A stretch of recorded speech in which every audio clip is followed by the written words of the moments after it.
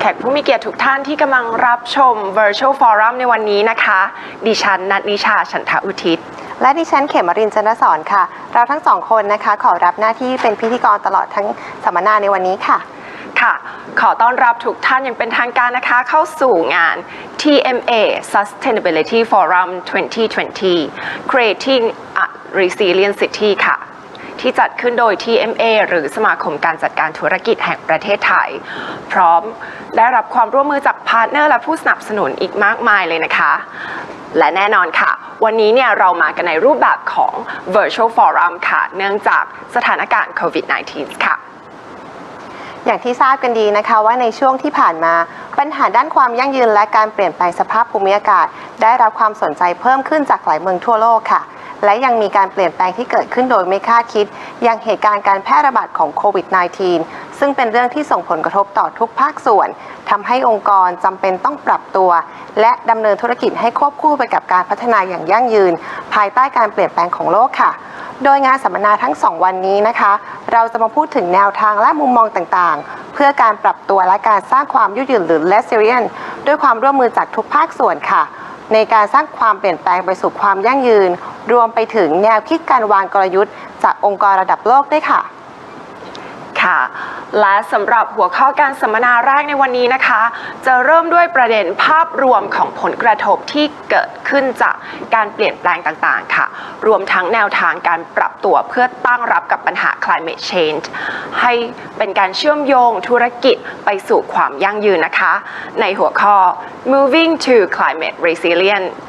หลายขอเชิญทุกท่านพบกับมิสเตอร์ Harald Neidhardt CEO และ Curator จาก Feesui ประเทศเยอรมนีค่ะ Hello and good morning in Thailand. This next talk is about moving to climate resilience. I'm really happy that I can speak to you this morning. My name is Harald Neidhardt. I'm the CEO and curator of the Feesui Institute in Hamburg, and we have our mission is Moonshot Thinking, and we want to see a little bit in this talk how we can apply a little bit different point of view and different kind of thinking, like Moonshot Thinking, in this climate crisis and moving towards climate resilience. I hope you have an entertaining morning, you had your coffee, and I'm really honored to speak to you and thank again TMA for this invitation. Today you hear a lot about the future of cities, and there will be amazing experts speaking today, and I don't really want to dig deep into some of the aspects they will cover. I will try to more or less strike a little bit your imagination, challenge your point of views, and hopefully help you with some insights and some stories that all of us need in order to create a more urgency for helping this climate change and climate resolution. If we talk about the future of cities, for some of us, these kind of eerie pictures from San Francisco are depicted somehow what we thought as Blade Runner 2049. Well, Blade Runner came early this year. Science fiction is no longer science fiction, it's actually science fact. Unfortunately, we would have thought these scenes are from famous Hollywood actors and take us on a nice story, obviously entertaining, and in the end there's some good to this. I feel different when I see these pictures, that actually we are coming to a time when science fiction is here to eat the story of our today, and we should all start to think harder, bolder, and more vivid about that this is not the future we want to live in. So let's talk about the aspects of climate change and the climate crisis. The impact of the climate change obviously have a lot to do with also our business strategy and joint other global efforts, and I will touch base on some of these. Obviously, the impact itself is very visible. We see a lot of data, we see spikes of temperature rise in, for example, the Antarctica, where we see some pictures from artists depicting these kind of colossal global changes. If you look at the data, obviously some of it, this blue spike is what was last year, and it was early that so much ice was melting. On the other hand, it's not special anymore. It's not really, let's say, a very circumstantial at only one unique environment. It's actually, you see so many spikes there that it's really hard to grasp. What really strike me is if we look at the glacier and the polar ice melt, is the pictures like these. I mean, this is sort of what we don't think should be happening, that snow sleds and dogs are really actually walking into a sea. So that's not the picture we want to see where water is. Similarly, sea level rises also in your area in Asia. And also, these are times of distress and obviously pictures we don't really want to see, with especially kids around and our family and neighbors. So we are all into this era where climate change is part of our daily lives. Climate change obviously could be not only a devastating cost to our economy, trillions obviously are estimated. On the other hand, you see also that climate change could be $1 trillion opportunity. So what's right now? I think we have to see that if we don't do anything, obviously climate change will have devastating disasters, results in our economy. We see already with COVID right now that, you know, flights are stopped, tourism is stopped, and this has a ripple effect on all of our economy. So now is the time to reflect before we head into even more scary and sketchy scenarios that people, including experts from MIT and Harvard, think that, well, maybe 2050 civilization as we know it will come to an end. 2050 is in a way very far away, and also it's just around the corner. So a feeling for time and kind of what is these timelines is definitely what we need to develop. We're obviously seeing the impact of air pollution in our cities is increasing, and we need to look at the health impact of air pollution as one of the biggest aspects. We see also other surrounding states in the area will be a lot impacted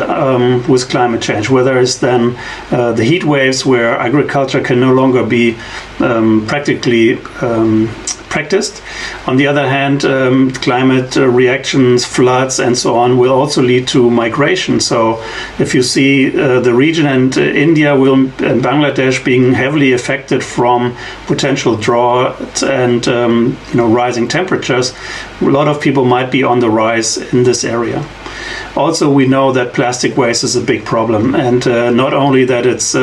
coming back into our food system, but also that means that tourism might is already probably under distress because, well, we don't want to be known for having a climate and plastic problem on our beaches. Well, obviously, all you know is these impacts is not something new, I tell you today. And again, we will dive deeper into these aspects with other experts talking today. My main point is that we have to create a feeling for the future. You know, these data, these pictures are devastating, but in the end, it's also something we say, yeah, all right, but there's a lot of stuff that's happening in the future. And in the future, again, talking, for example, about, let's say, Star Trek kind of age, maybe Blade Runner, if you want. So 2100. For me, 2100, so far I always thought like, oh yeah, that's like the, grandkids of my grandkids, so it's so far away, it's nothing really I have to worry about, to be honest. But if you look at the scenarios, not only are they devastating, this is New York, you have pictures like this from your region, from other cities, and we see these kind of global pandemic-like actually pictures of the climate change where everything around the equator will be heated up. We see there that, let's say, if we don't do anything, the business as usual will lead us into 4 degrees of climate rise and temperature rise on the Earth, which is obviously a very devastating environment, and it's very hard to live in this environment. Actually, I know only equivalent for Europe. So if you see this picture on the top right corner and the heat in 2100, everything south of Paris and the south of the Alps will be part of the Sahara. And I have to repeat this. So if we don't do anything, and the 4-degree scenario in 2100, everything south of Paris and south of the Alps, so basically Italy and Spain and France, Portugal, will be part of the Sahara. That means that not only is everybody moving from the, let's say, African continent, but also just southern Europe will actually move to the north, because we cannot live there in these circumstances anymore. There's already French farmers buying land in England to continue wineries, because the climate in France will be too hot for wine. So, I mean, these are devastating scenarios. And again, if you look at the timing, 2010, if you have a cute baby in Koh Samui, where I took the picture from, and it's born now in 2020, we are talking that 2100 is actually the lifespan of this baby. So if you have kids, if you have grandkids, and if you just became, you know, a father or a granddad or a mother to a cute little baby like this, she will live in dire times. It's no longer the kids of these kids or so, it's actually our generation and our kids. So it actually hits home to our family. And this is maybe the strongest message I can give you this morning, is whatever we do is not just for repairing the losses of this year due to COVID, and obviously we have to try to get back to business. But if we have not, the UN declares this the decade of action. So in order to solve the SDGs and solve climate change, this is the time. It's no longer, you know, our kids or somewhere in 10 years. The next 10 years is the time when we have to create this resilience. We have to create this understanding. So only if we have to have the slightest chance to limit the warming to 1.5 degrees, we must cut the emissions by 2030 and in half, and by 2050 to net zero, according to the IPCC report. All right, that's a lot of data, but the question is here, what's your scenario? Can you develop something towards understanding and to have maybe a narrative in your country, in your company, in your family, in your community, towards how do you want to live, how do you want to secure the future of your kids, and how do you maybe play towards policy making and governments, as well as play, you know, a global in global schemes towards not having this change, or basically don't do business as usual, but really be part of this change. So I want to introduce you just quickly about Moonshot Thinking. Moonshot Thinking for us, you know, is something, you know, we try to develop in several instances. We worked with the UN and other partners to try to think about challenges to our future, as well as how can we develop strategies for our businesses. Moonshot Thinking comes from JFK. I mean, he set the goal to set a man to moon and bring him back towards a decade is out in his famous speech in 61. In 61, there was not really the time, the energy, the budgets, nor the technology to send somebody to the moon. There was also a big race with the Russian empire to be the first one on the moon. But the moonshot in itself is sort of creating a vision, a narrative, and a goal, which then brings industries together to say, okay, what can I contribute to this goal? And we know in 69, you know, Armstrong was on the moon, and was the use of new technologies not even invented, helped him make his giant leap for mankind. In order to develop moonshots, we have to understand the impact of exponential technologies. We know that solar energy, you know, after a long time was, you know, pricing slowly decrease. All of a sudden, exponential curve, and now solar energy is now very competitive with all the old fossil fuel generations. As well as, if we look at genetics, DNA, CRISPR, we see in the efforts in finding the a vaccine for COVID. This plays an important role, how computing power and how exponential technologies can contribute to the grand challenges. And the SDGs, the UN grand challenges is obviously what we want to talk about and tackle. So how can we bring the exponential technologies towards and use it towards the future technologies we want to hear? So let me talk on about the SDGs. So the SDGs itself, as you know, the Global Sustainable Development Goals of the United States, of the United Nations, I'm sorry, have been introduced and are adopted 2015 with, with a climate action decade from until the 2030s to solve these 17 global challenges. And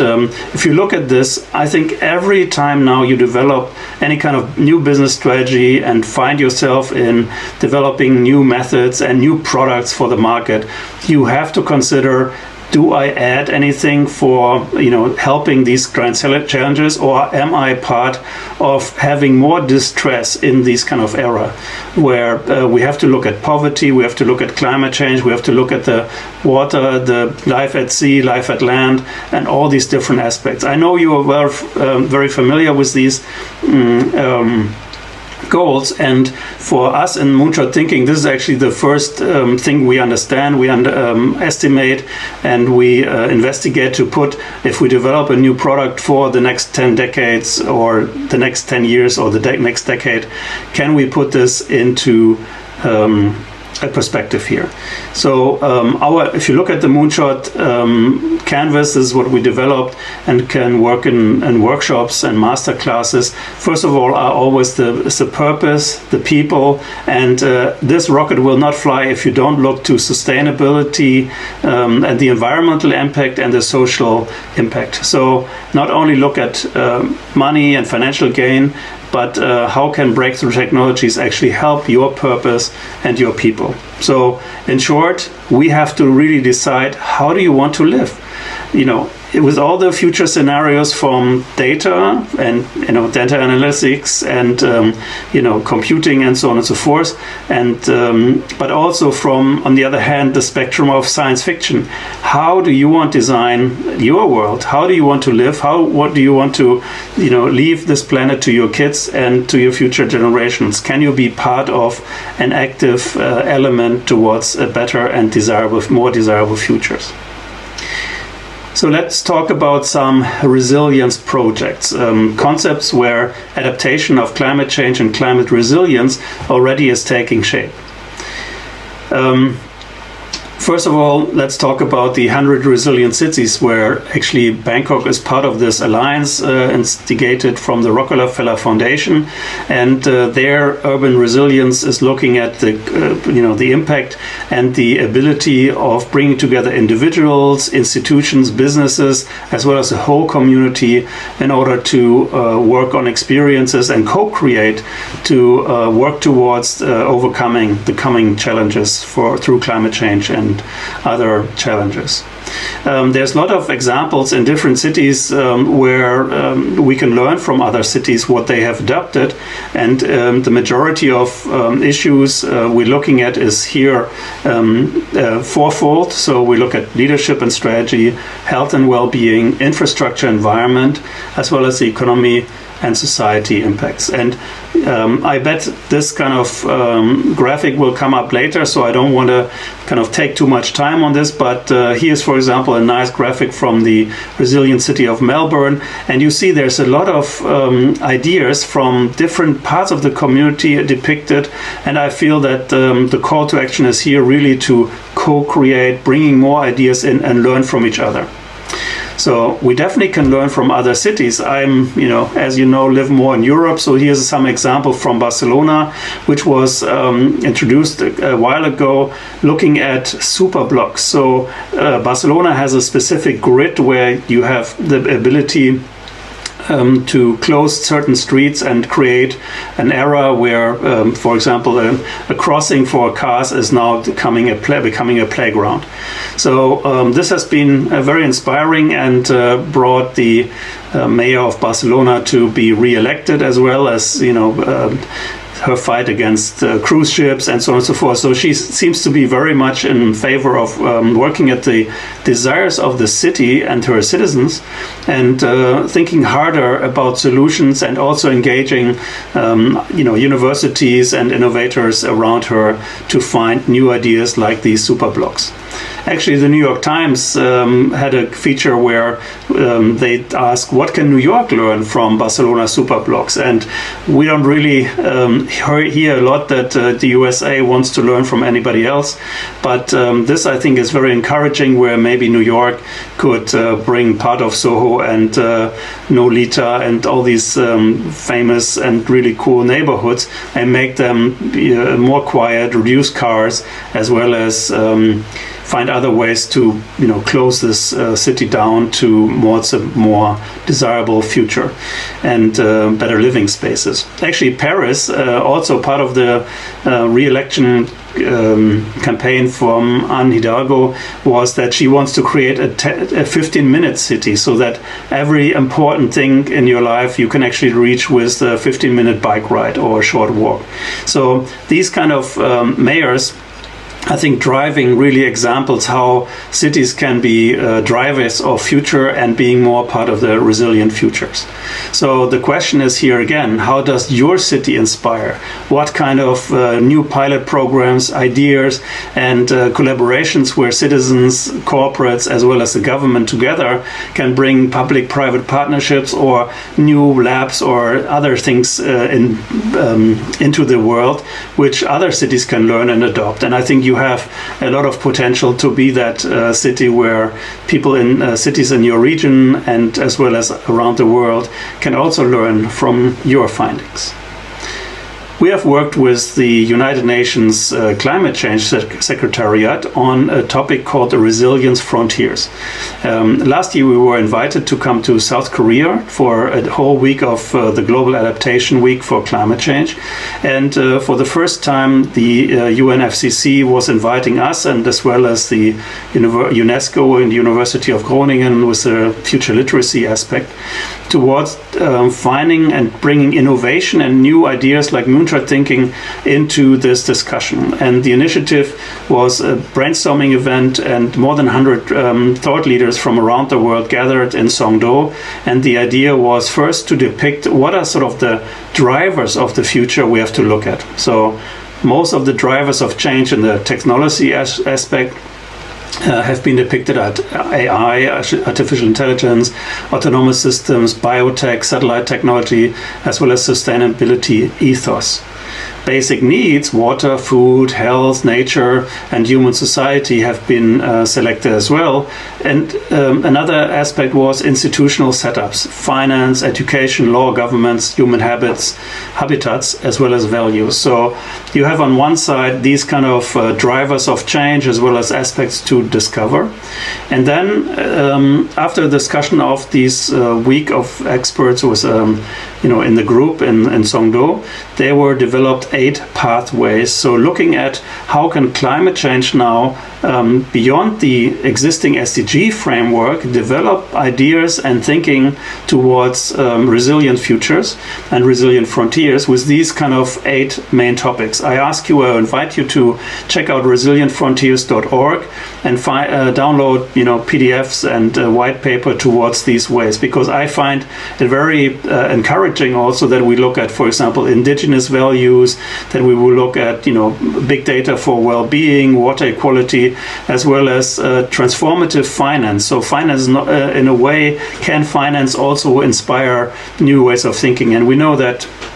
BlackRock, as well as a lot of CEOs now, look at purpose, as well as understand how their action is no longer only geared towards their shareholders, but a complete stakeholder capitalism. So while this takes a while to get to fruition, I think there is definitely new science around the world and the kind of economy to see whether new aspects of this can also help inspire and trickle down to our normal way of doing business. So again, look at these things, and it has been an encouraging and really inspiring week to work with the group of these experts, and I think this is something we will continue to work on. So now if we look at the business strategy and how can we bring it down and boil it down a little bit closer to home, I think we are now in a time where we have to think more, not about digital transformation and a very gradual change, but I think we have to definitely think more about the word of metamorphosis. We have to, in a way, right now we're in this mode where the caterpillar is somehow in the cocoon and the old world is gone, and we don't really know what the new world is. COVID definitely put a big lens on our environment as well as the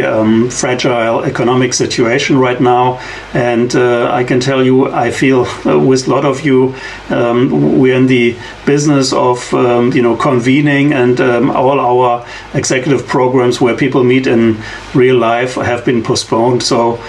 I know there's a lot we have to think about, but this is now the way to think harder, to think, can you create for your business, for your community, as well as your society and your country, develop something which is basically leapfrogging towards a new future. And while I understand the urge, and we all need to kind of come back to normal as in a way of trying to recapture some of the losses in capital of this year, we have to also take this chance to really see, can we go a big step further. I want to share 3 aspects which Sustainability Trends 2019 put together, which I think are still valid in order to think as a business and a strategy, and see if these kind of tips can also help you. So I think number 1 here is that prioritize investment in climate resilience and adaptation. So obviously after this day you have a lot of experts, and you hear a lot of deep dives how you can be part of this and how you can change. But I think you need to increase your to look at your supply chains as well as where your investment needs to assess whether this is now a product or service which actually lets you be part of the future and bring you new profits, as well as bring gains for your stakeholders. And this is a big thing, that you prioritize these investments for this being resilient. Shape policy and lobby governments for more climate action. I think this is an important part where you, through your Chamber of Commerce, through the TMA, through your access to governments, local communities, as well as your cities, can actually help drive these national and global efforts for implementing this Paris Agreement. And this means that you have to be active, also being more political, have to invite kids who are on the streets and think about the future, make them part of the dialogue, and be open, be engaging, and see how electric vehicles, climate agriculture solution, or other use of renewables can actually be part of making also, let's say, Thailand known for being a sustainable country, and inviting people to be part of this. If you I think position yourself as something where you think harder and you make big efforts towards sustainability, will also gain your Instagram followers again, and people who want to visit, and even obviously trying to cut down on some of the tourism and make it more meaningful for the people who arrive, and also to people who maybe have to come a year later. Number 3 is the increase of collaboration efforts to scale low carbon economy solutions. So there are already solutions out there who help you with cutting the CO2 emissions, the greenhouse gas, as well as bringing new technologies, and help startups and help universities and people who are in charge of this innovation, help them with make a pilot project with them, maybe make a test of a certain installation and see if you can learn and help the startup as well as help universities to learn around their research and see if all of us can be part of cutting these CO2 emissions and work together with your peers in your industry group or in your region to see if you can be part of creating these kind of futures. I want to leave you with one example of a dear friend of mine who lives in Thailand. So this is the Feesui House. I obviously cannot really pronounce this, so I hope you laughed a little bit, in Chiang Mai. And so this is the first energy savings house which was built with a new technology, and it's all about trying to bring climate resilience directly into our lives and our business. So this is in your neighborhood. It's already started 2016, and behind this energy house of part of a living campus, you see that there's a technology working with hydrogen energy storage. You have the solar panels you saw, and this company Neidhardt was actually created with this kind of pilot project. So let's say they invested into a technology which was come from Italy, put it out there and installed it and made it part of a whole system of different energy savings where they look at the wind flow and created fish ponds as well as other ways how to save energy. And after a while they actually invested into this company and grew it together with Italy and the researchers, and now this is a global company actually with a pilot project starting out of Thailand and with an office in Berlin and in Italy as well as in Thailand. So I think you can be proud and you can look at where are ideas, where are entrepreneurs who help you with your projects and in your area to scale and to go beyond what is now the status quo. So I invite you with all of this, hopefully, knowledge and a couple of deep dives to save your as well as our paradise. You have all the tools to do it. We all have to learn a lot. We all have to go in. We all have to lean in order to make this world and our community part of creating and co-creating desirable futures for our kids, for future generations, and for all of us. I thank you very much. I hope that you have a fantastic day and learning different aspects from so many expert speakers who are after me, and I hope you have a second glass of coffee soon and enjoy your day again. Thank you so much for your attention. Thank you, TMA, for having me, and I hope I can be part of the next business trip whenever that will happen. Enjoy Thailand and visit this kind of scene and in your beautiful country. Thank you so much. Greetings from Hamburg.